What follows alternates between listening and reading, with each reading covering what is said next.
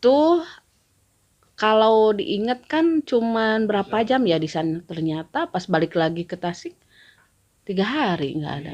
Hah? 3 hari. Kan pulang sore ya? Heeh. Pulang sore teh berarti dari jam 10 pulang jam 4 lah. Heeh. Tapi pas sampai sini 3 hari. seriusan? Heeh.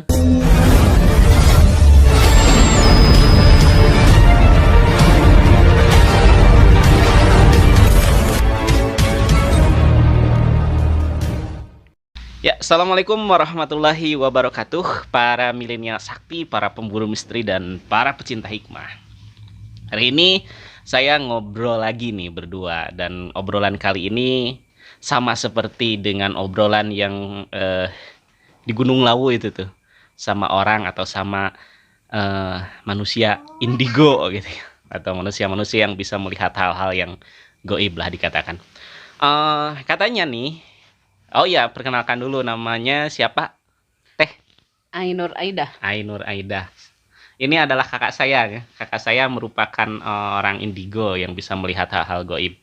Katanya, karena saya gak bisa. Katanya beliau juga mempunyai cerita yang misterius ataupun cerita yang berkaitan dengan goib. Mau yang ceritakan yang mana dulu teh? Yang Kampung Dukuh atau Rawa Onom? Yang kira-kira lebih misteri atau lebih menyeramkan yang mana tuh? Kampung Dukuh. Kampung Dukuh. Oke. Jadi gimana ceritanya? Nyasar ke Kampung Dukuh. Kampung Dukuh dalam artian Kampung Dukuh asli atau Kampung Dukuh Kampung Dukuh gaib mungkin. gaib? Kenapa? Heeh. Kan tadinya kan mau mencari seseorang, dikasih alamat. Cuman alamatnya itu salah. Ya, salah nama kampung. Jadi pas di terminal Garut, naik mobil ke Cikajang. Nah, pas di Cikajang bingung, gak ada alamat itu. Nanya ke supir, gak tahu. Cuman ada sosok laki-laki gitu, yang ganteng. Ada sosok laki-laki yang ganteng, terus gimana? Tapi maksudnya bukan manusia gitu. Dia terus mendampingi gitu. Sampai ke arah yang posisinya itu kata supir elep itu daerah Dukuh. Nah, Daerah Dukuh. nah udah itu ya diantar sama supir nyampe ke daerah Ciklet. Ciklet. Pas di Ciklet naik ojek ke Kampung Dukuh itu kan, naik ojek. Dulu tuh ojeknya 100.000 lah. Berdua, 2 ojek. Tapi kata ojek itu dia nggak mau masuk. Soalnya nggak tahu lah, nggak mau masuk, cuman nyampe ke pintu gerbang gitu. Pintu gerbang yang mungkin gaib. Pas masuk pintu gerbang ada penyambutan gitu, kayak masuk ke undangan, jadi tulis nama gitu. Berjalan terus nyampe ke dasar, mungkin ke bawah, soalnya kan si pohon jati itu ada di bawah kaki, di telapak kaki puncak gunung itu ya. Nah pas ke sana ada lengser, ya nggak tahu sih namanya, cuman dibawa ke dalam, namanya tuh Mama Uluk kalau nggak salah tuh. Mama dulu Uluk. Mama Uluk.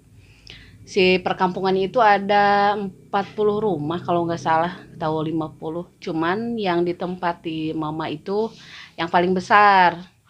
Nah, pas ke sana tuh kan harus diganti baju semua. Kalau cowok mah pakaiannya pangsi hitam-hitam. Kalau cewek mah pakai padang, bawahnya samping. Cuman pas di sana tuh anehnya disambut sama upacara adat. Jadi pas sampai itu sambut upacara adat. Tapi nggak semua disambut sama upacara adat. Cuma gitu. teteh disambut upacara adat itu.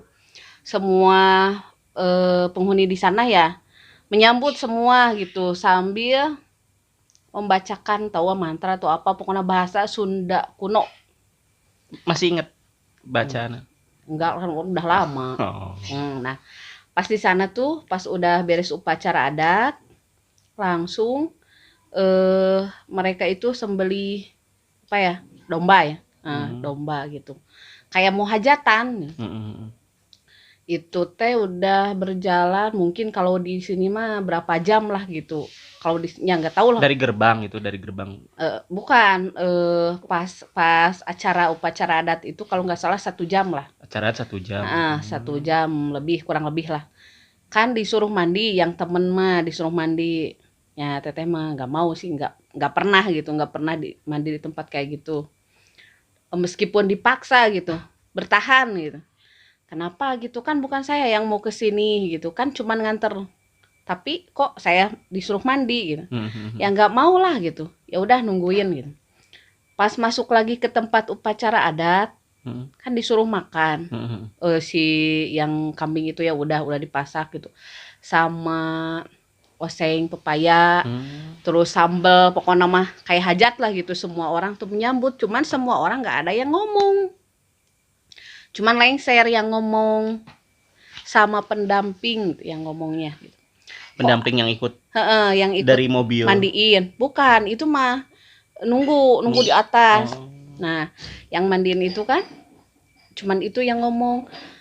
Kan teteh bingung gitu. Terus ditanya, kok semua pada nggak ngomong, aneh kok posisi duduknya kayak harimau yang lagi bukan yang lagi diam gitu. Kok semua posisi duduknya sama gitu. Terus yang didudukin itu kan bukannya karpet, tapi kulit harimau. Semua. Aneh gitu. Pas lihat gitu, tasi yang mama itu nyuruh maju gitu. Mau apa gitu, mama itu nyuruh maju tapi nggak ngomong, cuman bahasa isyarat sama tangan gitu. Nah langsung disamperin, ada apa mak? Kenapa nggak ngomong gitu? Dia cuma tersenyum gitu. Udah tersenyum langsung minum kopi. Udah itu, udah diem lagi. Ya kan bingung. Ini tempat apa gitu? Kok aneh banget gitu tempat ini, kayak apa gitu? Kayak di mana gitu? Ngelihat jam nggak ada, ngelihat sinyal HP ya nggak ada. Terus nanya sama yang di sana kan kayak pesantren gitu, yang temen ditinggalin, keluar dulu nyari orang. Semua orang ditanya nggak ada yang jawab. Tapi aktivitas orang-orangnya gimana? Ya kalau yang masyarakat situ sih main itu panggal. Sama congkak gitu kayak dulu gitu ya, permainannya seperti zaman dulu gitu semua gitu. Tapi gerakannya sama? Gerakannya sih sama, cuman apakah gerakannya teh sama tapi berulang atau kayak lambat? Kayak lambat, cuman nggak ada matahari, maksudnya kayak redup, mendung lah gitu. Mendung itu posisi jam turun gunung itu jam 10 siang kalau nggak salah ya, jam 10. Mungkin jam 12-an lah, cuman ya nggak ada matahari kan, nggak ada jam, HP juga nggak nyala, HP juga nggak ada sinyal di sana. Pas nanya orang-orang di sana nggak ada yang jawab, nggak ada yang ngomong, malah senyum semua. Nggak mungkin kan kalau bisu mah nggak tahu, nggak kedengeran, nggak tahu apa. Ada satu orang yang bisa diajak ngomong itu cuman yang ngaping itu. Yang lengser. Yang lengser. Dipinta nomor HP. Nomor HP biasa dipinta ya? Dipinta, maksudnya teteh yang minta, terus dikasih, ya udah disimpan. Terus dia ngomong pas mau pulang, Neng, kamu mah di sini aja kata mama. Kenapa harus di sini? Nginep 1 malam aja nanti. Itu hari pas tanggal 14 Mulud kalau nggak salah. Tahun 2000 berapa ya? 10 tahun yang lalu lah. Berarti 2010 lebih ya, 2011-an ya? Ya mungkin 2010-an lah kalau nggak salah. Nah udah gitu ya nolak lah, yang nggak mungkin masa temen pulang terus saya ditahan gitu ya, nggak mungkin lah gitu. Lagian kan kesana nggak ada apa-apa, cuman nganter. Nah pas jam kalau misalkan kalau jamnya jalan gitu, itu waktu sebelum asar. Ya udah mah kalau udah beres saya mau pulang gitu. Cuman dia nggak jawab, semua juga menahan. Semua yang di sana ada 4 orang kalau nggak salah, atau 5 orang lah yang menahan supaya jangan pulang, supaya nginep. Nggak tahu maksudnya apa. Dari sana bingung gimana caranya mau pulang itu, nggak bisa keluar kan, dijaga di luar. Dijaga. Ada satu orang namanya Pak Ahmad tuh, sampai sekarang masih inget. Pak Ahmad itu orang Bekasi, dia tuh pengusaha, dia yang nolong. Pak Ahmad itu Tapi Pak Ahmad itu masuk manusia. Manusia. Manusia yang masuk sana juga lah. Nah, Pak Ahmad katanya sih sering ke sana gitu. Pak Ahmad yang bisa berkomunikasi. Pak dari mana ya, Pak Haji deh. Pak dari mana? Dari Bekasi.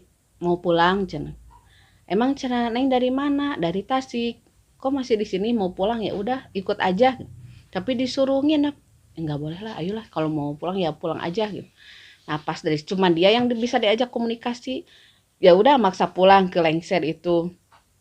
Kata Lengser nggak boleh, nanti aja besok diantar katanya gitu. Terus si Pak Ahmadnya diajak ngomong sama itu. Pak Ahmad yang tadinya mau ngajak pulang nggak jadi. Nah si Pak Ahmad itu, Pak Ahmad, kamu manusia, saya di sini kok curiga kok ini bukan manusia. Soalnya nggak ngomong semua, dia cuma tersenyum. Alhamdulillah saya manusia biasa. Nah saya bawa mobil, di atas mobilnya ada yang warna putih, tanya gitu. Tapi si Pak Ahmad tahu kalau itu bukan tempat. Ya kan nggak ngomong, dia cuma tersenyum. Pas dibilang saya curiga ini bukan di alam dunia gitu kan, beda alam, beda lah gitu dari gerakan si orang-orang yang di sana tuh lambat. Si gerakannya beda, lambat. Terus kok pada nggak dengar gitu. Ya udah pas itu saya maksa, malahan sempet bertengkar sama yang ngaping sama yang itu Lengser. Pokoknya saya mau pulang sekarang, kalau enggak tanggung jawab. Lihat saya, bukan lihat diri saya, tapi lihat saya yang sebenarnya. Siapa saya, tanggung jawab kalau saya enggak pulang gitu. Dia diam gitu. Emang cenah siapa kamu? Saya juga nggak tahu siapa saya. Kan bingung. Saya juga nggak tahu siapa saya, tapi saya berkeyakinan kalau saya ditahan di sini nggak tahu apa yang bakal terjadi. Semua rapat dulu yang 5 orang itu yang menahan pulang. Gitu. Nah udah rapat, mungkin ya udah sekarang boleh pulang, tapi nanti tahun depan balik lagi ke sini katanya gitu. Insya Allah saya nggak janji, tapi dalam hati saya nggak akan saya balik lagi ke sini, saya takut gitu. Ya udah pas itu ya nggak tahu lah, sama teman saya kan cuman kayak sadar nggak sadar gitu. Ya udah balik. Nah pas dalam perjalanan kan banyak ketemu sama orang yang nggak tahu orang, nggak ngomong gitu. Cuman ditanya, Pak dari mana? Ada yang jawab Purwakarta. Siapa namanya? Eyang Jangkung. Ini dari mana? Eyang Anu. Ini kok Eyang semua, perasaan maksudnya ada yang muda, ada yang tua, terus ciri-cirinya ada yang tinggi, hitam, semua hitam sama bibir-bibirnya, matanya merah gitu. Cuman bajunya beda, kok ini kayak zaman purba ya gitu. Cuman temen mah hare gitu, jadi kayak nggak tahu, kayak nggak lihat gitu. Ada yang tinggi besar, tingginya wah tahu berapa meter. Eyang Jangkung. Eyang Jangkung yang dari ditanya. Bukan dari Purwakarta, Eyang Jangkung mah dari apa ya, Sumedang nggak tahu lah. Terus nah banyak lah pokoknya nama eyang-eyangan, lupa lagi. Itu dari Purwakarta, Sumedang, Subang, Karawang. Terus dari mana lagi ya? Itu semua eyang-eyangan. Dari Cirebon. Semua kumpul di sana pas bulan Mulud itu. Nah udah gitu ya, udah pas di atas, pas di perbatasan yang ojek itu. Kata ojek itu, alhamdulillah teteh selamat. Emang kenapa? Enggak apa-apa, dia enggak bercerita apa-apa. Teh saya yakin teteh bukan orang biasa. Emang kenapa? Masih belum jawab dia. Enggak apa-apa. Nah pas di perjalanan itu muntah. Kok muntah teh, keluarnya teh itu ulet daun jati gitu, ulet pohon jati. Seriusan? Yang keluarnya itu ulet yang hijau-hijau itu keluar dari mulut. Kok aneh gitu. Itu yang si ojek itu kan orang pintar ya. Teteh dibawa ke rumahnya, ke Ciklet, daerah Ciklet tuh dibawa. Udah nggak apa-apa, udah kemuntahin. Terus yang tadi dimakan apa aja? Tadi tuh makan oseng, itu pepaya mentah. Terus makan sambal. Makan dagingnya enggak. Alhamdulillah katanya gitu. Kalau dimakan dagingnya nggak bakal bisa pulang lagi katanya gitu. Nah udah. Ceritanya udah sampai di Ciklet, di rumah si ojek itu. Alhamdulillah silaturahmi terjalin sampai 3 tahun yang lalu lah, sekarang udah lost contact sama dia itu. Nah di sana kan di perjalanan kan muntah gitu ya, muntah. Kok yang keluarnya ulat gitu. Tapi pas di udah di rumah itu ya pas mau pulang dikasih air dulu ya biasa lah gitu. Nah udah gitu langsung balik ya naik elep ke Cikajang lagi dari Ciklet. Nah udah dari Cikajang kan ke Tasik gitu. Itu kalau diingat kan cuman berapa jam ya di sana, ternyata pas balik lagi ke Tasik 3 hari nggak ada. Hah? 3 hari. Kan pulang sore ya? Heeh. Pulang sore teh berarti dari jam 10 pulang jam 4 lah. Heeh. Tapi pas sampai sini 3 hari. seriusan? Itu apa seriusan? 3 hari. Kan dimarah-marahin.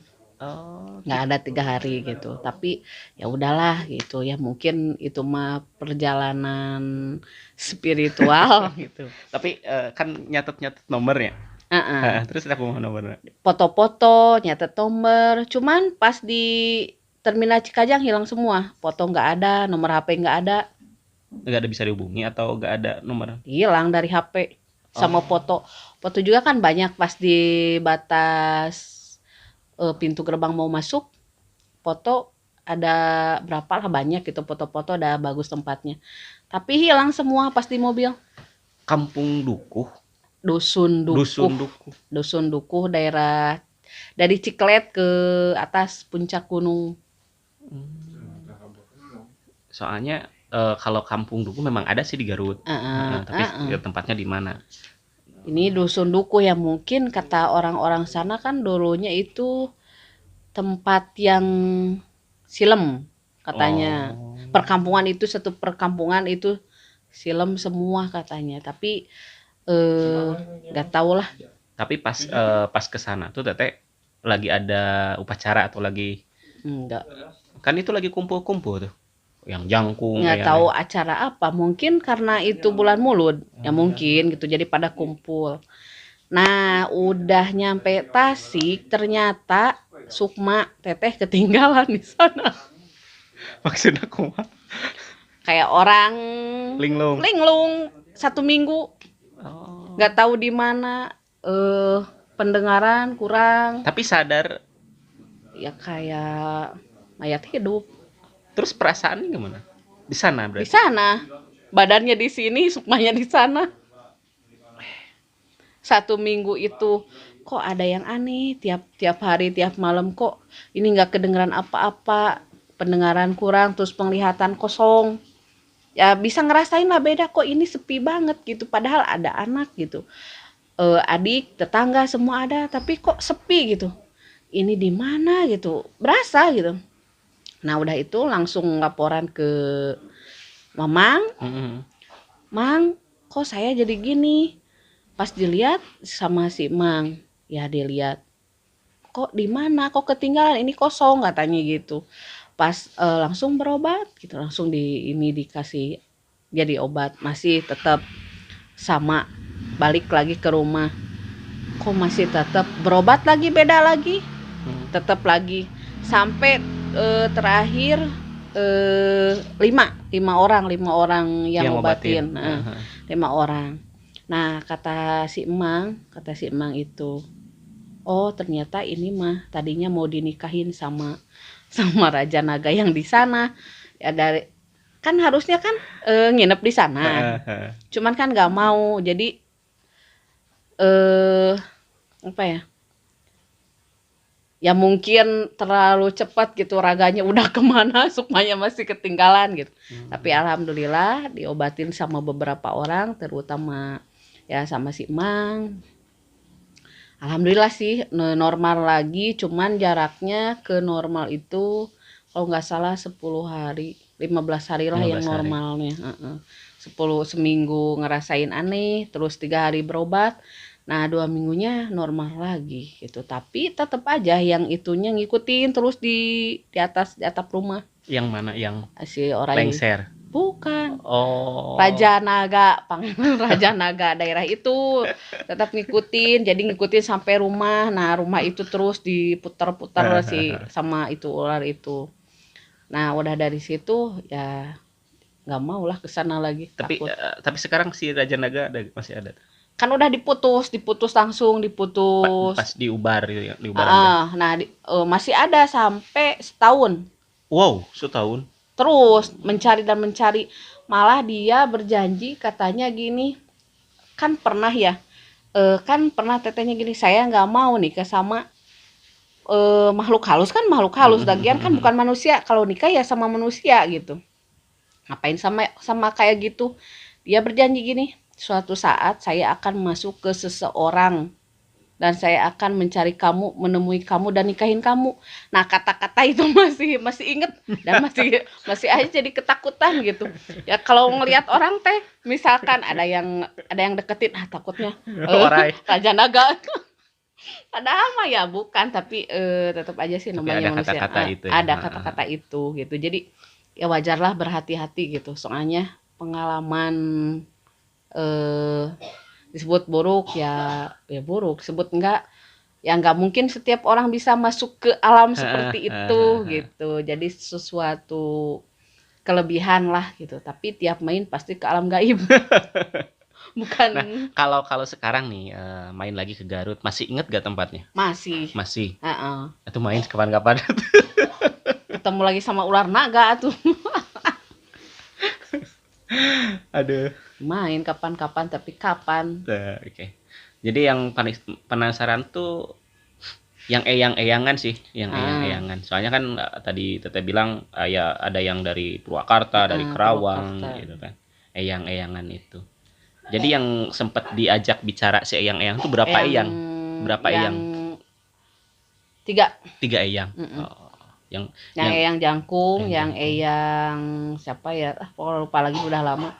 Tahu wujudnya, nggak tahu namanya, lupa lagi. Cuman tahu dari Purwakarta, Sumedang, Karawang, Subang. Cuman yang komunikasi ada 3 orang. Subang, Purwakarta, Sumedang. Yang Karawang mah nggak komunikasi. Cuma 3. Yang Subang gimana tuh? Yang Subang kan teteh perjalanan spiritual di Subang. Jadi wujudnya gimana tuh? Eyangnya? Yang kalau nggak salah mah yang eyang jangkung ya, kalau yang Subang nggak tahu. Purwakarta? Purwakarta wujudnya kayak seh. Kayak seh, yang eyang jangkung ya tinggi gitu, hitam. Beda-beda sih, tahu wujud nggak tahu nama gitu. Cuman tahu dari daerah anu gitu. Banyak lah gitu yang berpapasan, cuman nggak semuanya bisa diajak komunikasi, cuman yang sejalur aja, misalkan masih se-Jawa Barat itu baru bisa diajak komunikasi.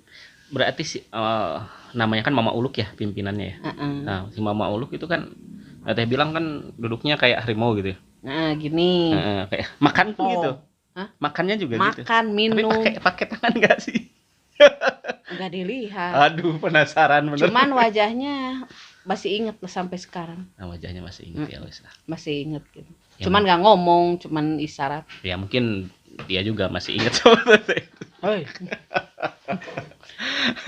Nah, Teh, itu kan yang dari Garut ya. Berarti kan masih banyak ya yang cerita lain gitu. Kalau daerah Garut, kalau Teteh pernah kemana aja sih? Ini kan karena masih hubungan ya dari Garut.